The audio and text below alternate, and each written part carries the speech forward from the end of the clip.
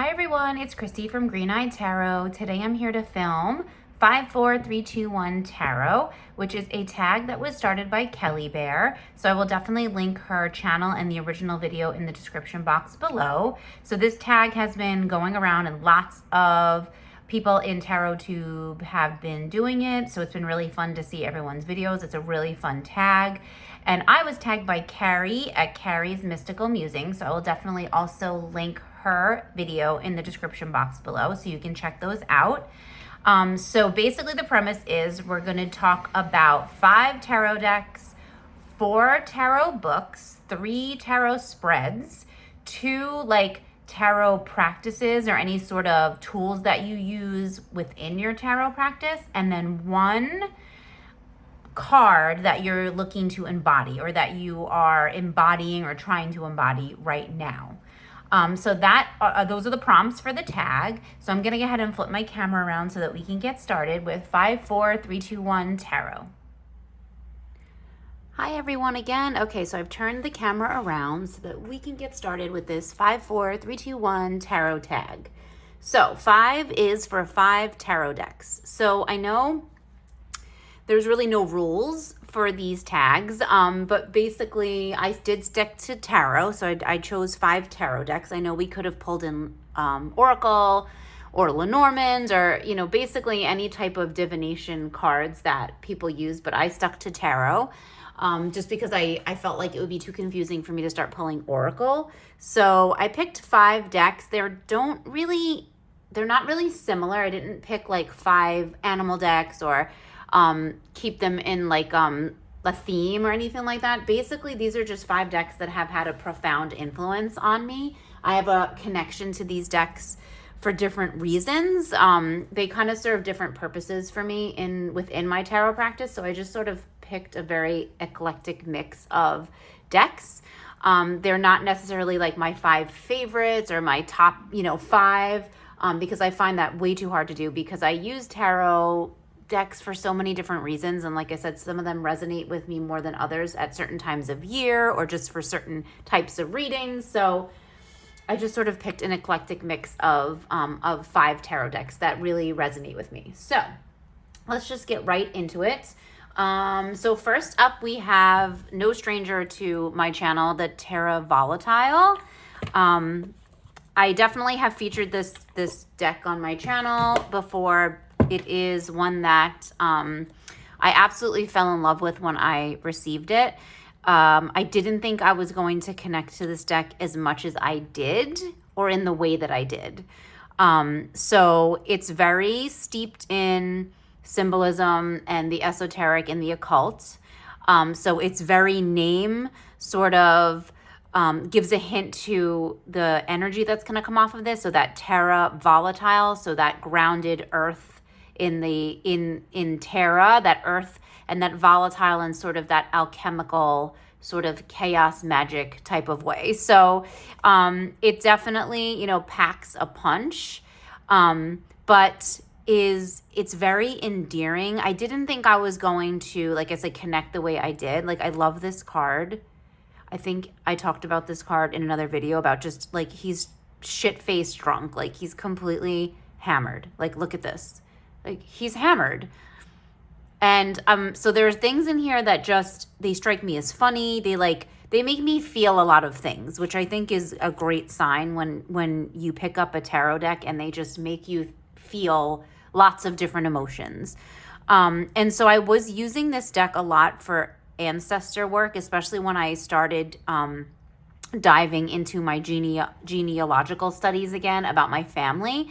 And something about this deck I connected with it on a very primal sort of ancestral level.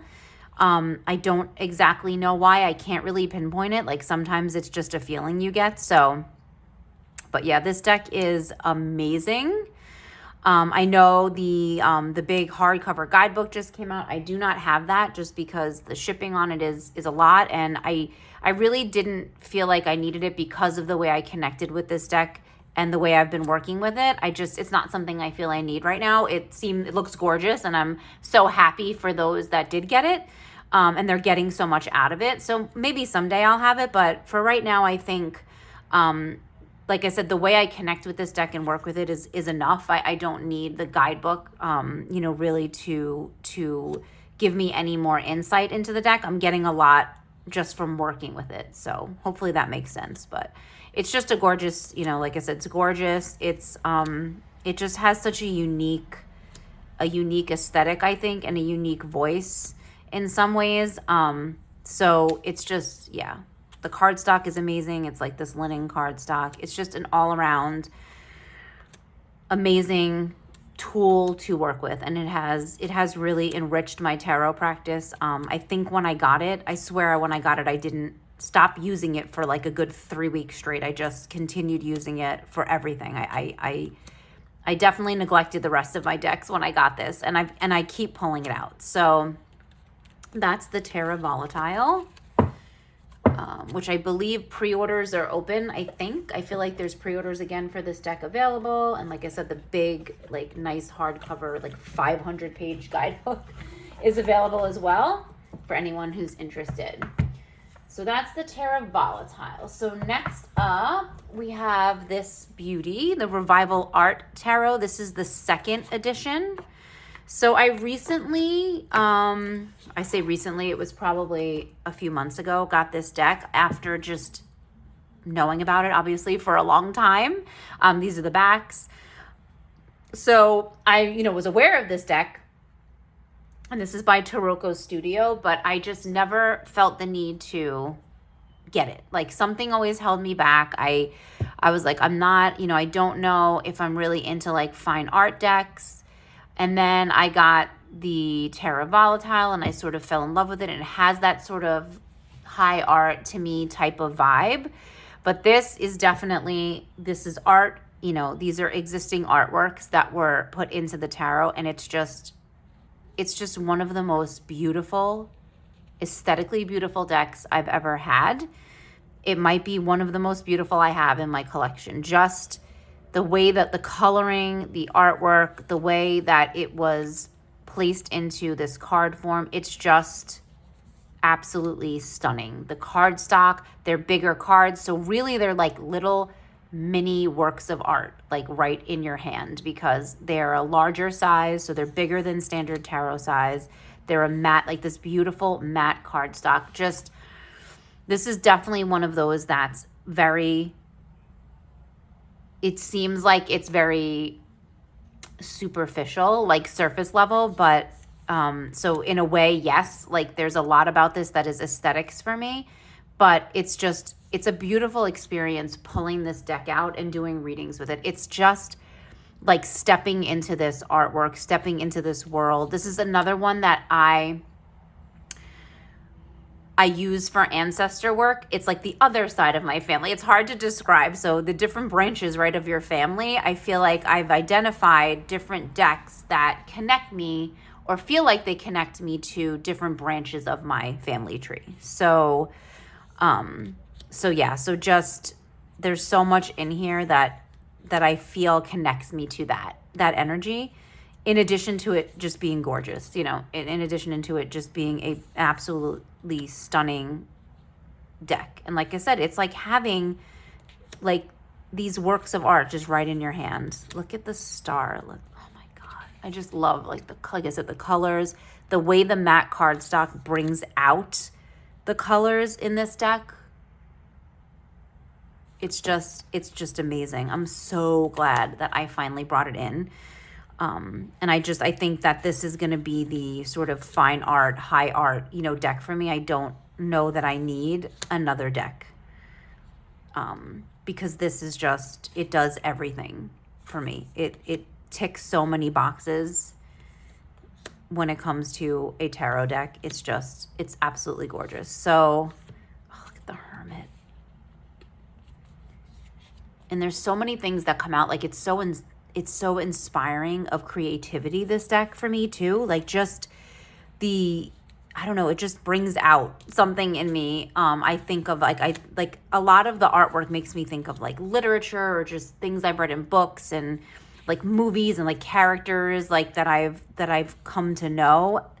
So something about it just really, it brings out like that creative spirit. So that is the Revival Art Tarot. This is the second edition by Taroko Studios.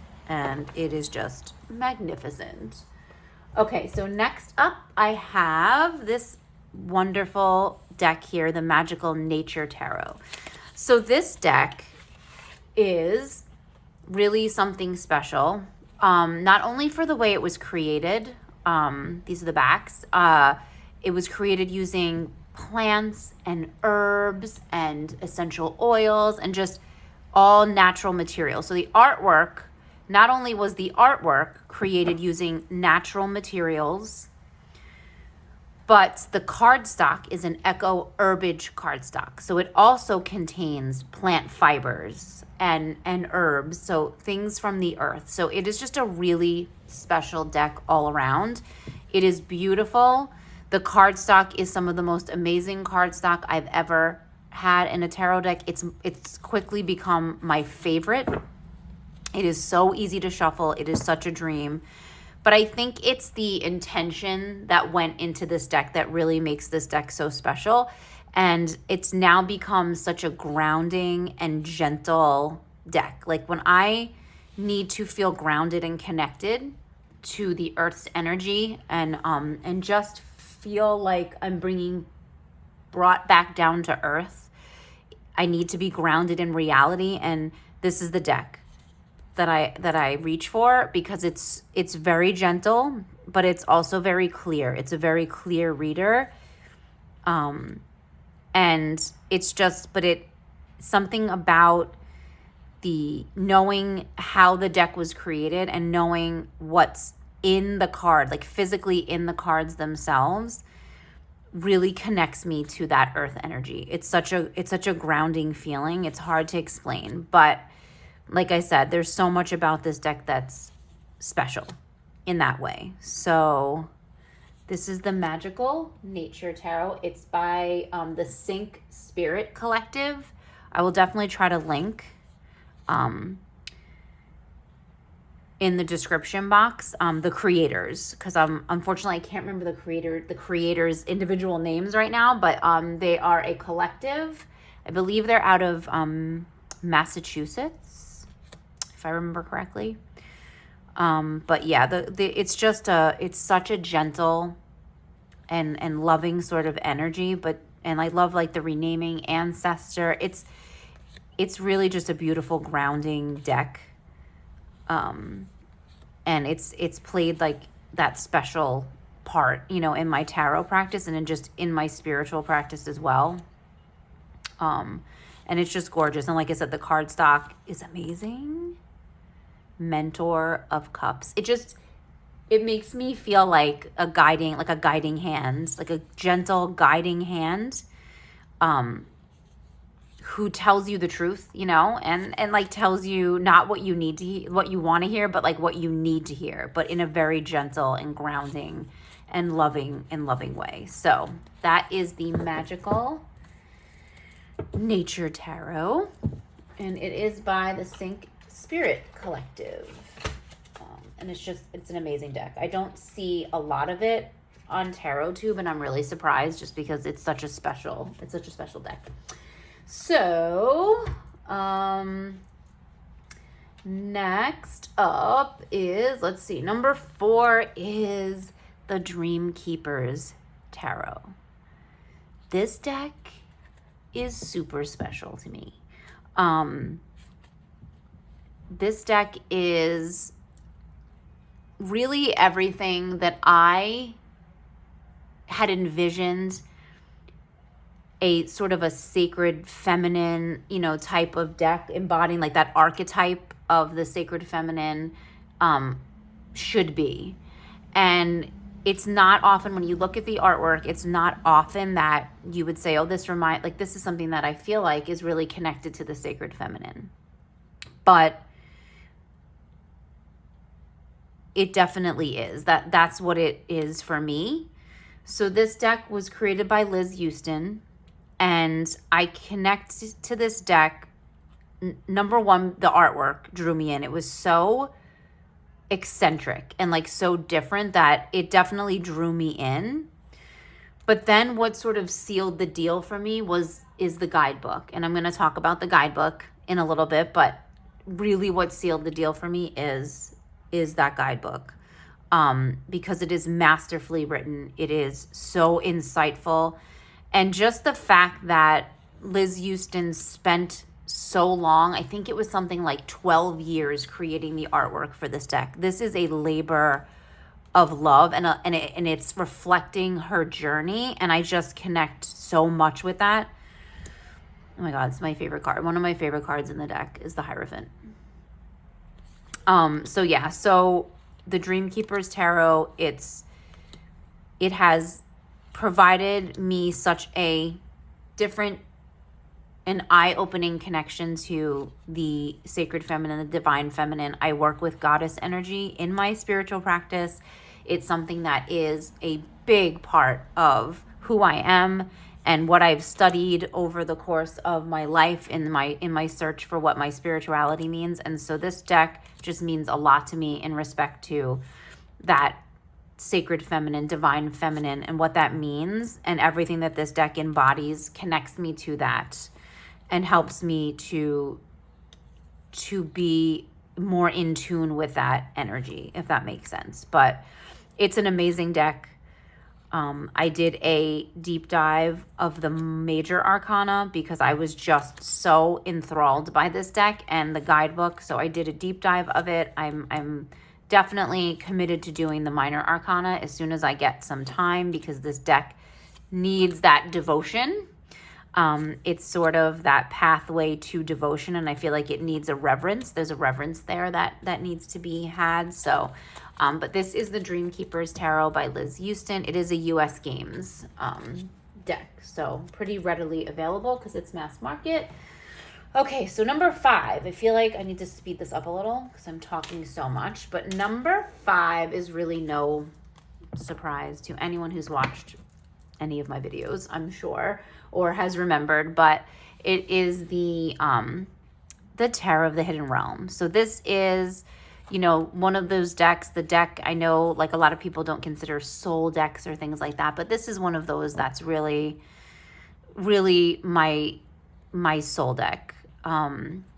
It's like a friend. It's like a friend that's been with me on a journey, and it's definitely like a comfort item. The guidebook is phenomenal. I absolutely adore the guidebook. Julia Jeffrey's art is literally just speaks directly to my soul. I've talked about it before, so I'm not going to continue to talk about it, but I fangirl quite a bit over Julia Jeffrey and her amazing, amazing art. But this deck is, again, it's a soul deck. It's not, I never include this like my top 10 decks. Like it sort of transcends that at this point. It's always going to be that my connection to that sort of liminal space, the hidden realm, right? That realm that I believe exists and can tap into. So it's always going to be the deck that helps me tap into that fae energy, but the fairy energy as well, that's connected to like the myths and the different archetypes and deities of the Celtic worlds, like so Ireland and the Tuatha De Danann and just that world of when we say fairies, we don't mean necessarily little creatures with wings flying around, but actual flawed and dangerous and complicated and complex beings that walked the earth at some point, that were here in this space and are now in a hidden realm. So that's something that I believe. It's not something that everyone believes. Everyone has their own beliefs, but again, this deck sort of connects me to that part of my ancestry as well, and that liminal, like I said, liminal space, that hidden realm that we can tap into and look to and have reverence for. So I love the up close, the up close imagery. To me, it's more intimate. You really, Julia Jeffrey really had to use those facial expressions and that body language and just to get the meaning across. And I just think, she did a brilliant job with that. And the guidebook, like I said, the guidebook's by Barbara Moore. The guidebook to me is it's just very interesting. It reads like a beautiful story. It brings you into this world. But I do love the intimate and close-up nature of this deck. I find it to be one that is very unique. And just, I feel a kinship, it's almost like because I've connected and bonded with this deck and used it for so long, I feel like I'm so invested in the figures, that are in the deck, I feel invested in what their stories are and what they've lived through and, what their complications are and their flaws. So that is Tarot of the Hidden Realm. To me, it's just pure magic and it's just beautiful. So that's always going to be one that, I'm going to have and love because I do consider it my soul deck. So Tarot of the Hidden Realm. And I have this beautiful bag for it. It's like absolutely perfect. When I saw it, I was like, yes, that purple. And then it has this beautiful patch on it. So it just reminded me of the Hidden Realm. Okay, so those are the decks. So now we're on to the books. So 4 tarot books that I would like to share. So the first one that I'm going to talk about and share is actually the guidebook to the Dream Keepers Tarot. I might as well just bring it in now because I've already spoke about the deck. I gushed about the deck, but this is, to me, one of the best guidebooks I've ever encountered with a tarot deck. I know lots of decks have really good guidebooks. I feel like they all sort of shine for different reasons, but this one just really resonated with me. And I think part of it is, like I said, the creator's journey and how she came to create the deck and just the amount of time and love and energy she put into this and how this was really a reflection. She talks about how this is really a reflection of her sort of healing the part of her that was disconnected from the sacred feminine and the goddess. And she says that you'll notice a preponderance of the female form. And it's a deliberate choice on her part and one that reflects her own journey toward wholeness. And she says, the greatest healing I personally experienced while studying different spiritual traditions and modalities occurred as the result of repairing my own internal relationship with her, capital H, the sacred feminine, the goddess. I learned to stop blaming and shaming her, to cease ignoring her voice and power, and instead to welcome her ancient wisdom into my own psyche and heart. So it just resonates so much with me because it mirrors a lot of the journey I've had in my spiritual practice and in connecting. And she does talk about the crucial awakening and support of the feminine aspects within all of us. So not just within female presenting or women, as, she says in terms of the female, you see females a lot in the deck, but she feels that there's a need, especially at the time that she created this over those years, that there was really a crucial need to support and connect with that feminine aspect in everyone. And that there's feminine and masculine aspects within all of us. But that there needs to be sort of a bringing of together, of an empowerment and a unification, right? That can lead to more balance. So I just love that idea. But her write-ups and the way she describes each card, and I sort of marked one so that I could share with you because, like I said, the Hierophant is almost one of my favorite cards in this deck, and the Hierophant is never my favorite card in the deck. So it's just amazing. So she writes, at the crossroads beneath a full moon, we encounter a regal woman dressed in burgundy. The foremost of her 3 heads greets us with a direct and piercing stare, one from which we simply cannot look away. Her 2 other faces gaze in opposite directions, gathering information from multiple angles, well beyond the capacity of the average person. In her hand, there is a staff encircled by a green snake, a symbol of wisdom and sage authority. She is both of this landscape and in charge of it, comprehending mysteries all around her, ancient, current, and future. The Hierophant is a spiritual teacher, one who translates the sacred books and the arcane esoteric teachings. She crosses the bridge to the revelatory divine and brings the wisdom back to earth in a language seekers may understand. I just love that. The Hierophant is the maven of ritual, ceremony, and meaning. She favors the community over the individual and realizes the importance of shared communal rituals. Therefore, she's invested in institution, not for its own sake, but as a framework for a consistent, informed devotion. I love that word devotion in this write-up. So all of her write-ups for every card are just like that, and it just speaks to me.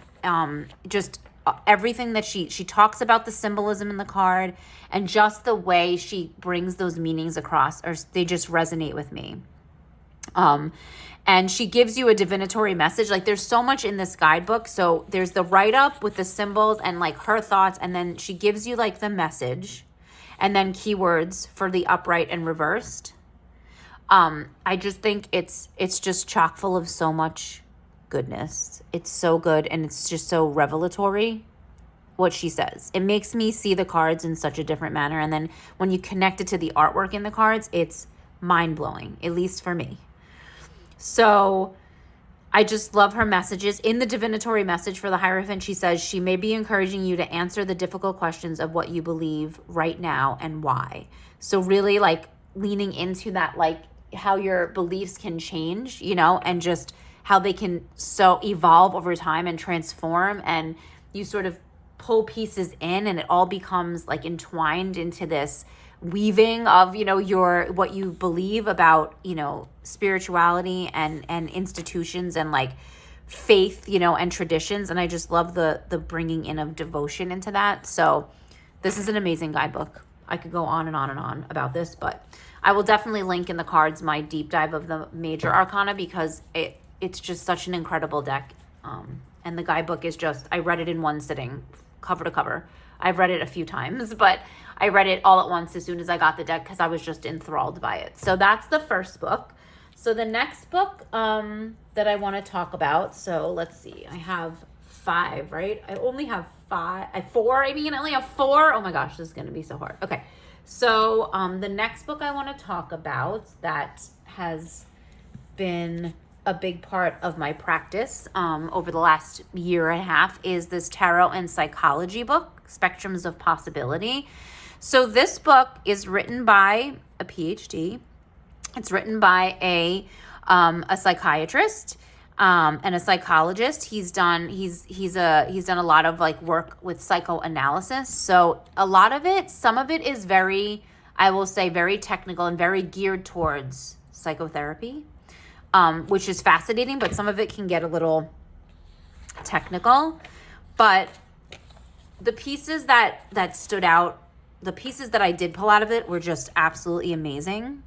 So he talks about why could tarot not be both reflective and predictive simultaneously, which I love, because a lot of times we get that question of, well, what do you use tarot for? Do you use it for divinatory or do you use it for like introspection? Well, like both. Like, why can't it be both? You know, why can't it exist in both planes and sort of assist us in both of those realms, you know, in our lives? So like, why can't it, you know, make you turn inward and look outward, or look, you know, towards the future, or patterns that are forming and how those can play out in your future. So that was something that came up, and just some of the other things that come up, because he talks about how tarot can be brought in in combination with psychotherapy, and how tarot can be a tool that psychotherapists can use within, and therapists and counselors can use within sessions in order to facilitate that growth, right? And uncovering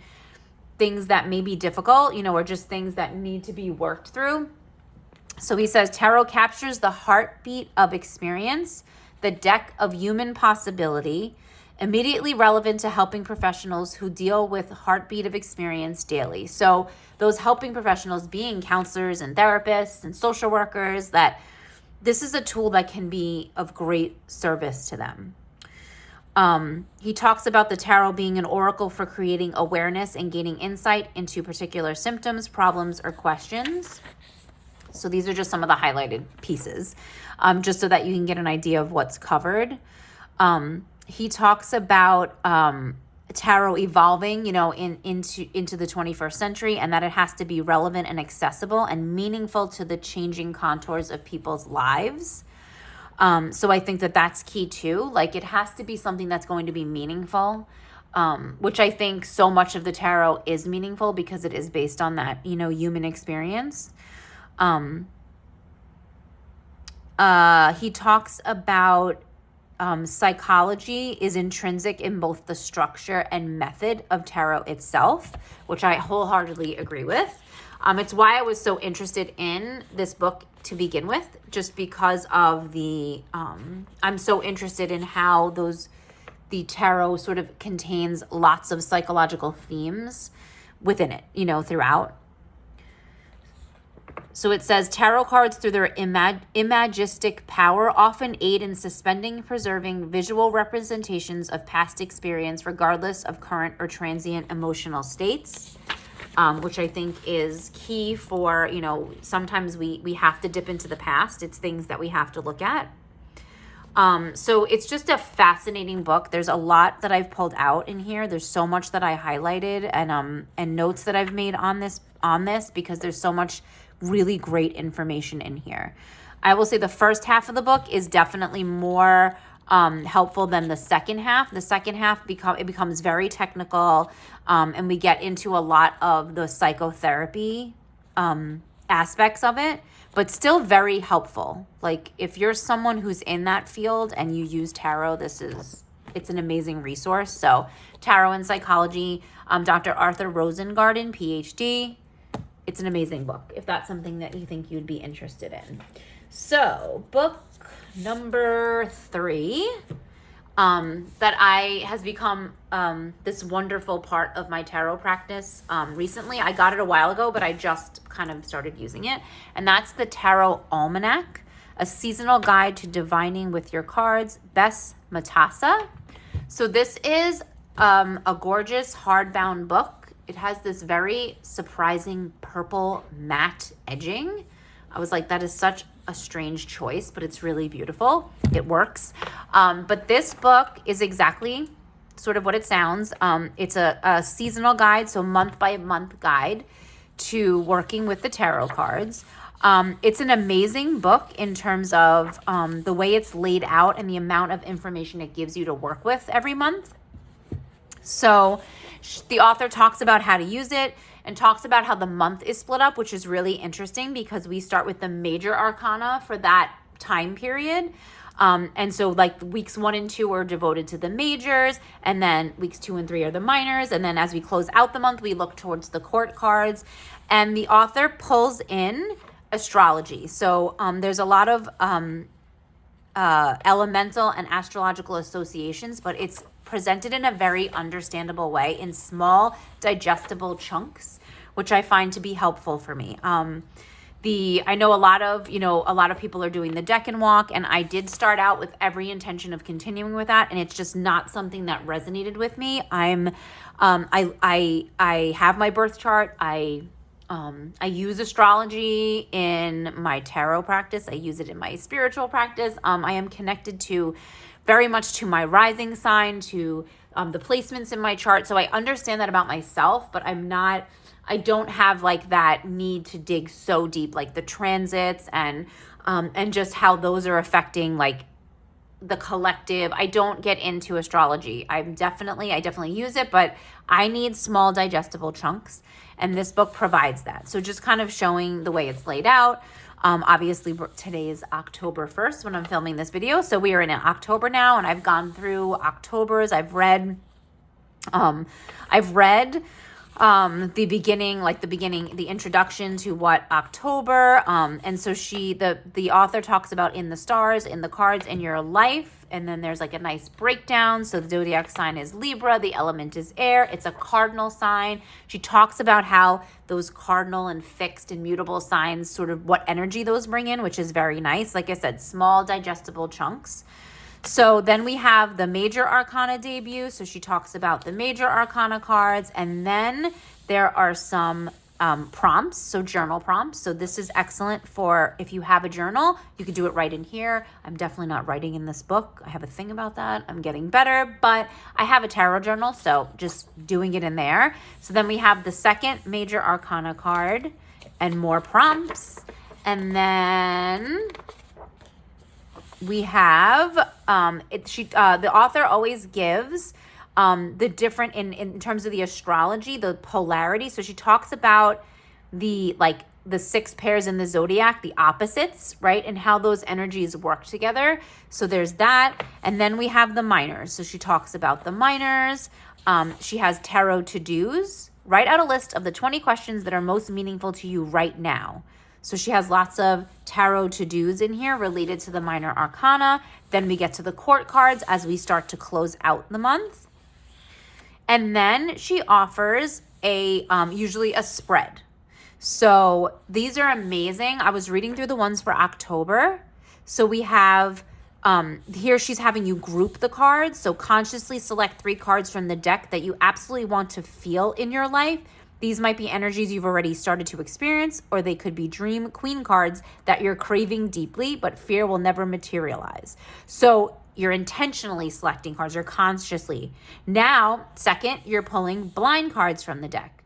These are the guides here to lead you across the floor from where you are to where you want to be. So the spreads are very unique, and it has you intentionally pulling cards and blindly pulling cards. And then there's a magic trick. So there's always she always incorporates something magic, a ritual, or something that you can do tangibly for the month.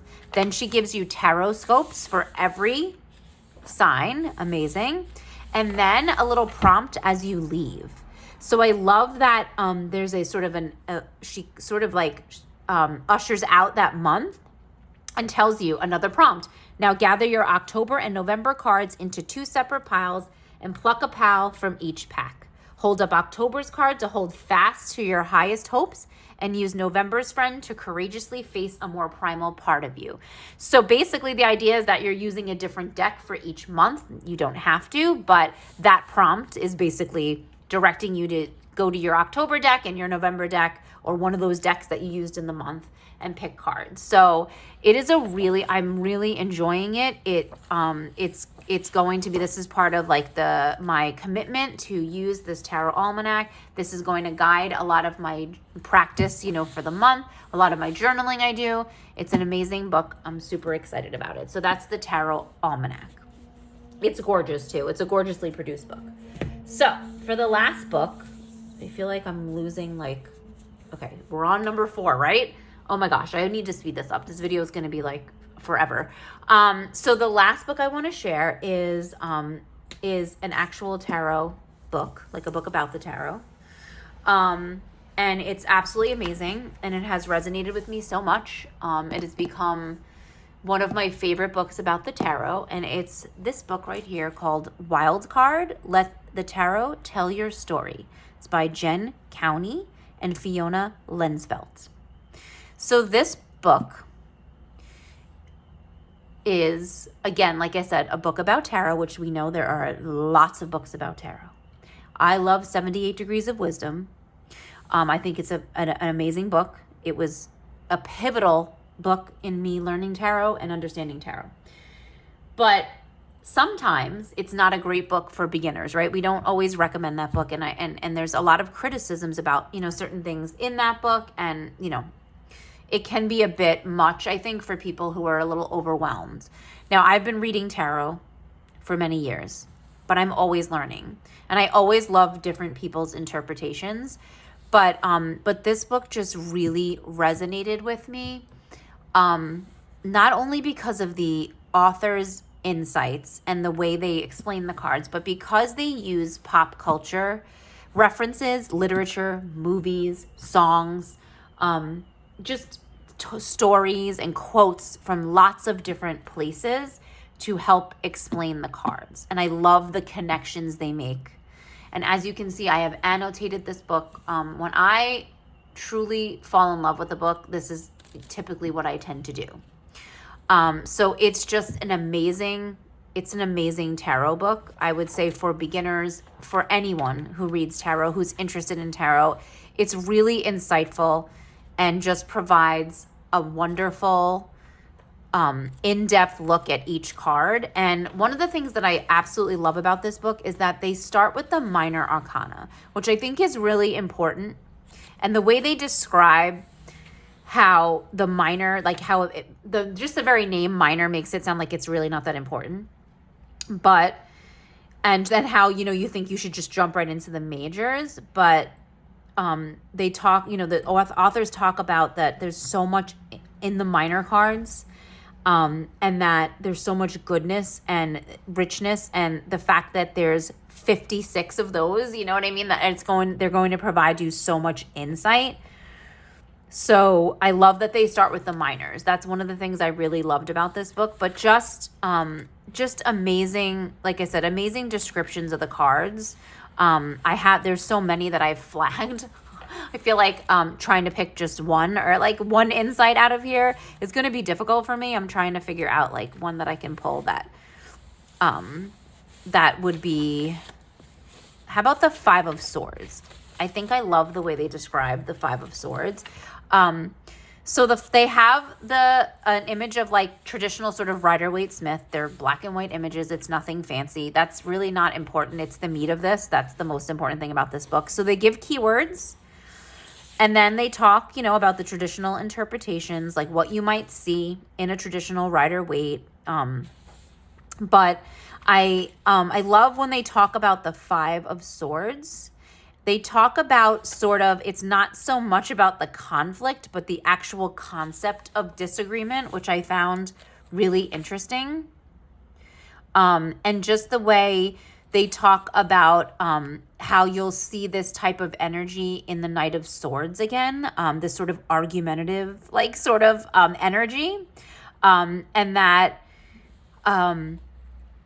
how this card, this particular card in the sword suit really deals with sort of like that, dealing with strangers, like, and their differing opinions and beliefs, and like even to go so far as like how they vote, right? That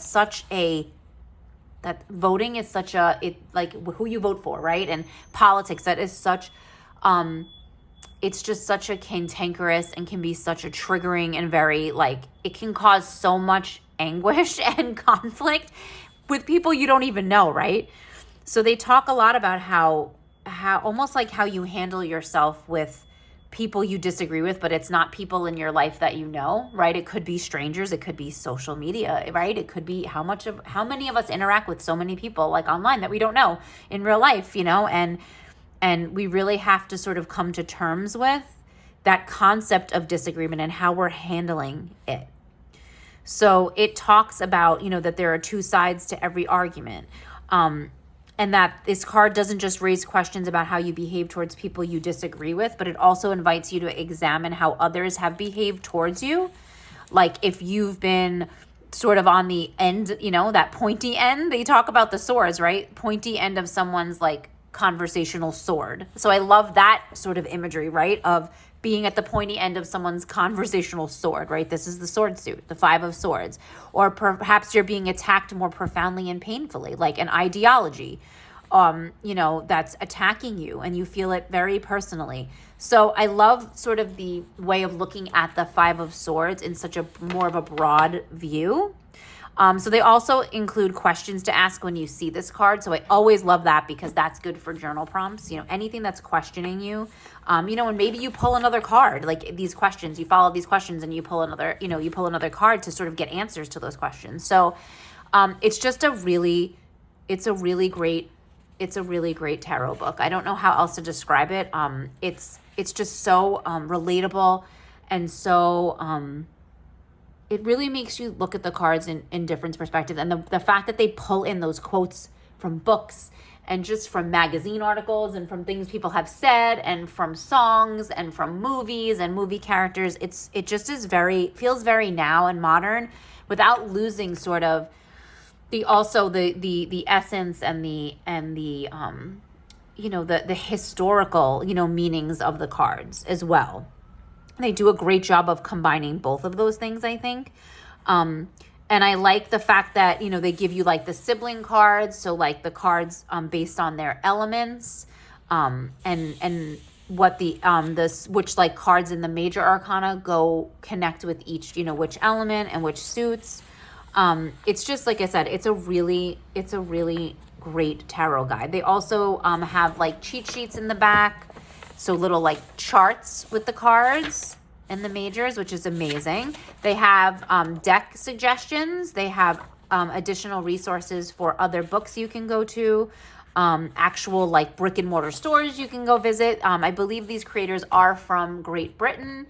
So they do have, it does, written in their voice, it does have a very like British, British humor and things like that, which I kind of love. Some British, some very like, typically like English language and words and things like that. And I just really enjoyed that. You can kind of hear that come out, and you can hear their voices in it, which I think is really important. So, but you can see, like I said, I have annotated this book like beyond belief. I have flagged all my favorite parts. It's just, I love how it stays, it just stays open when we do this. Like, can we talk how cool that is? Like, that it just remains open. It's just, it's like it's just an amazing book. I love it. And so if you're looking for sort of a different take, I would highly suggest this book, because it's really great. It's amazing. I love it.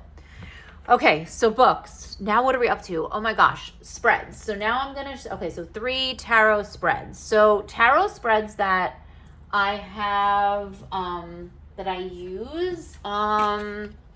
Okay, so beyond like the regular 3 card, one that I have always done is, so we always know, right? We've seen like the week ahead, right? The week ahead spreads. So, so instead of doing a week ahead spread, I often do a week behind. So this is for me to reflect on my week. So I do a week behind spread. So what I do is I basically, exactly sort of how it sounds, I pull a card for every day of the week. So Monday, Tuesday, Wednesday, Thursday, Friday. And so I usually do this on Saturday, sometimes Friday night or Saturday night, like however my week's going. It really just depends on what I have going on, but I will put one for weekdays. So this is my week behind, and this is my way of reflecting on what has happened in the week. So I just sort of think about the themes that have come up throughout my week on Monday, on Tuesday, on Wednesday, on Thursday, on Friday, things that have happened, things that have come up, conversations I've had, just anything, minor, major. It can be the littlest thing. Sometimes I'll go back in my journals and look and see what I wrote about, or maybe there were tarot cards I pulled on Monday and see how they relate to the Knight of Wands. So this is what I call the week behind spread. So it's not that revolutionary. It's just, instead of a week ahead, I'm looking at my week that has gone past. And then usually what I'll do is pull another card, like one more card, to tell me what I should consider in reflecting on my week. Basically, so what should I consider when I look at this? What is the cohesive message? Like, how do we wrap this all up, and how do I move now into the next week? So I usually pull like one other card, sometimes an oracle card. I do that a lot. I'll just pull in an oracle card, or sometimes I'll just pull another card from the deck. So that's it. I mean, it's basically just a way to, look at and reflect on, my week that has gone by. So that's the week behind spread. So another spread that I absolutely love it actually comes from another book. So I don't think this is cheating by bringing another book, but the Tarot Spreads Yearbook is another great book of spreads. But this one in particular is one that I really like. So this one is, so the book is broken up into different sort of seasons. They call them seasons. So this one is from the season of shadow. So it is more sort of like a shadow work type of spread, or if you're doing that type of work. So I like this one. It's in the season of shadow. It's called Intentions. Embracing and confronting your shadow are the twin pillars of shadow work. And it says you need to do both. If all we ever try to do is root our shadow selves out, we lose self-awareness, increase self-destruction, and deny ourselves a deep, meaningful, accepting relationship with our souls.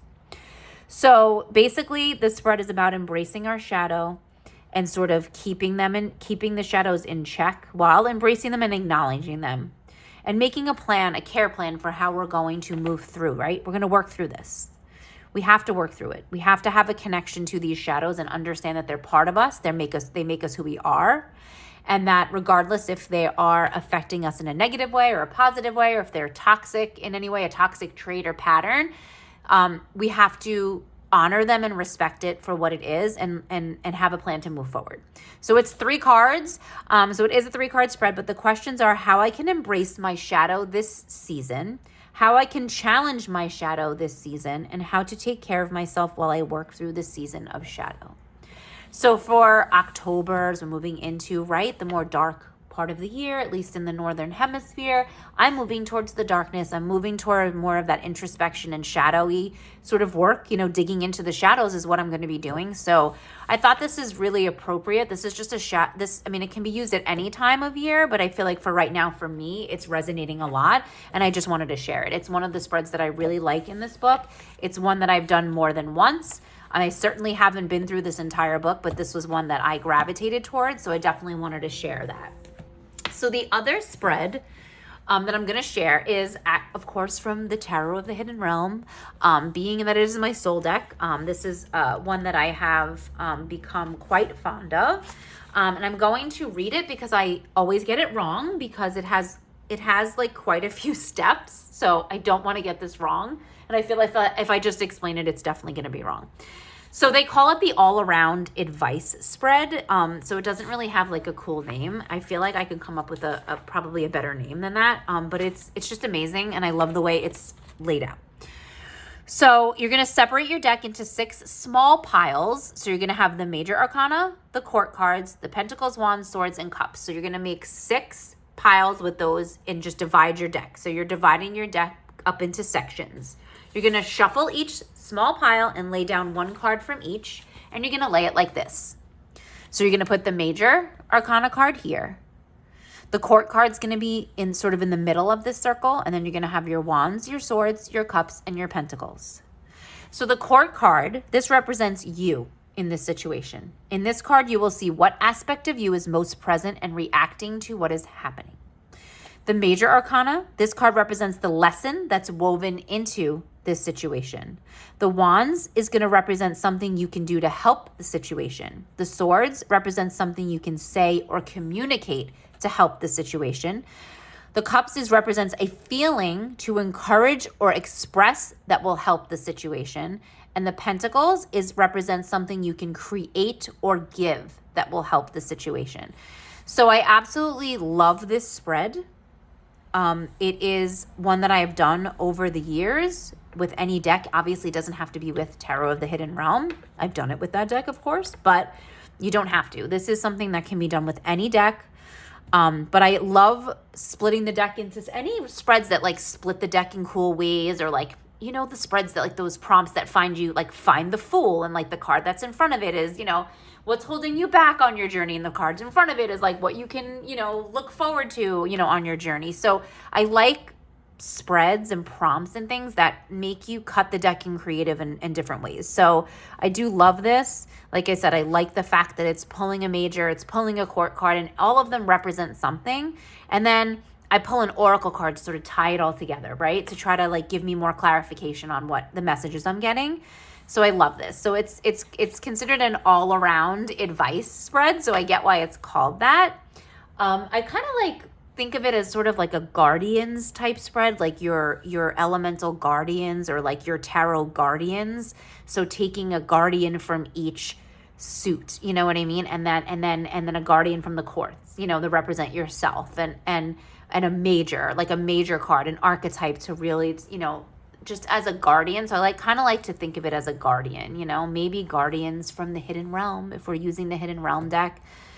I kind of like to think of it that way, but this is a great spread. It's amazing. I hope some of you try it. It's just, it's really nice. And I hope if any of you do that spread, or really any of them, but if ever any of you do like the week behind, or please like tag me on Instagram. I'm at Green Eyed Tarot 77 on Instagram. Like tag me on Instagram, or, just send it to me, like, so I can see. Send me a photo of your, or a write-up from what you got out of it. I would love to hear. I love that spread from the Tarot of the Hidden Realm. It's amazing. So number 2. Okay, we're at 2. So 2 is like 2 practices, right? 2 practices or tools or paraphernalia, I believe they called it. So basically, I'm trying to think. I mean, in terms of tools, I'm trying not to like knock down this entire stack of book that's next to me. Okay. So in terms of tools, I guess the tarot journaling is one that I, use quite a bit. So this is the main journal I use for tarot write-ups. It's not the only journal. I do have another one that I use as well, but this is one that I use quite often for my tarot journaling. It says, "She is magic, manifestations." So I sort of love this for the tarot. Look at the inside. Isn't it awesome? Isn't that amazing? So this is my tarot. I have like a list of 3 card spreads, different, things that I can do in there. So basically I just, I record my tarot card, a lot of my tarot spreads that I do get recorded in here. Like I said, I do have another one that I do. So yeah, so I like to just kind of change up the way I do. Sometimes I use stickers. Sometimes I don't. It really just depends. Sometimes I literally I don't even do the write-up in here. I do the write-up in another journal. Like, it really just depends on where I'm at, right? And how much time I have and what's going on in my life, right? So I do try to keep up with this practice as much as I can, but it doesn't always work out that way. And like I said, I have my year ahead spread in here. So yeah, I like to put different things in here, but this is where I do a lot of my tarot journaling. The deck and walk reflections that I was doing are in here. I did a summertime sadness spread, a soulmate spread. So yeah, this was my crow's flight tarot spread that I recently did. This was a really fun one. I had fun, definitely doing this. Really interesting. So, and here I've started on my October reflections from the Tarot Almanac. So yeah, so tarot journaling is definitely one that I do. Like I said, I have a lot of different journals, I must say. And so I do different things at different places, but that's one of the main ones.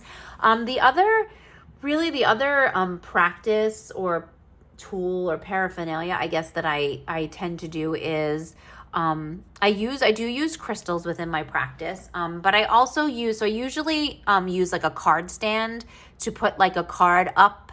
So if I pull a card a day, a lot of times I pull a card in the morning before I leave for work or before I start work, and I just leave it up on the tarot stand so that I can sort of meditate on that energy for the day.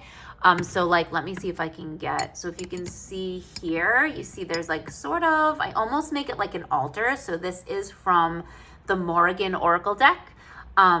And so I sort of make it like an altar. So this is, right now I was working with Morrigan energy. And so I placed obviously a crystal crow, and I have a labradorite sphere. Labradorite is one that I use quite a bit in my tarot practice because it brings in it sort of amplifies that magical energy.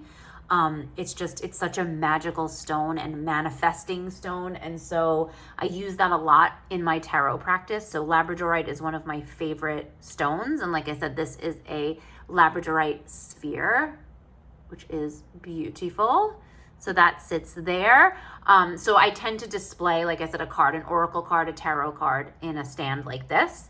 I have a couple of stands, but this is my favorite one right now. So that's the one I've been using. And then I use a lot of garden quartz. Garden quartz is another stone that I connect a lot with.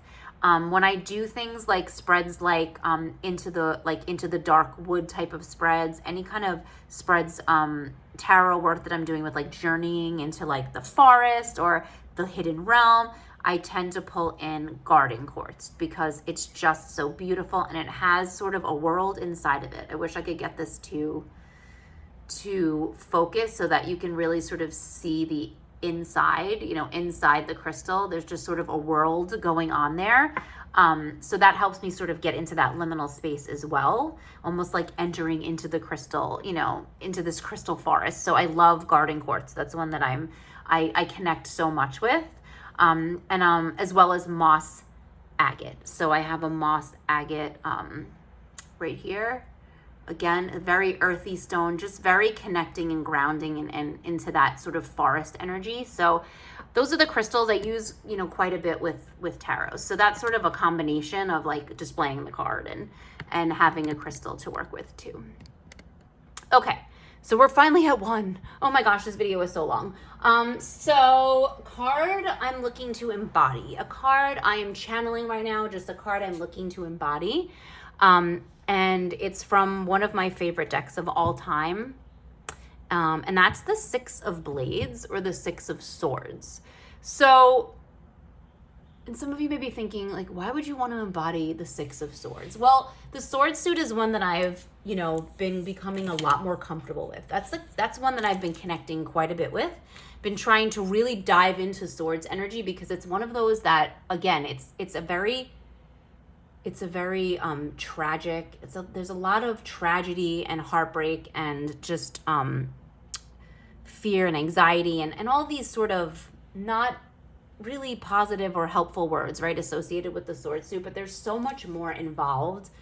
And really the 6 of, I've been sort of trying to embody this, and I love this card. One of my favorite cards in the deck is this card, the 6 of Swords. So I've been really trying to embody the energy of the 6 of Swords in respect to honoring and understanding that feelings and big feelings, you know, feelings that may be negative, you know, periods of grief, shock and pain and loss, I'm trying to remind myself that the work of processing these sort of difficult feelings and difficult events, it's not easy.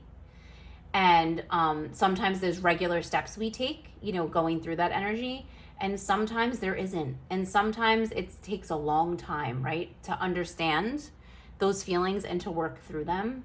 But just the understanding that the 6 of Swords is sort of asking us what we've learned, right? What we've learned from and what we're going to take from it and like what we're going to leave behind.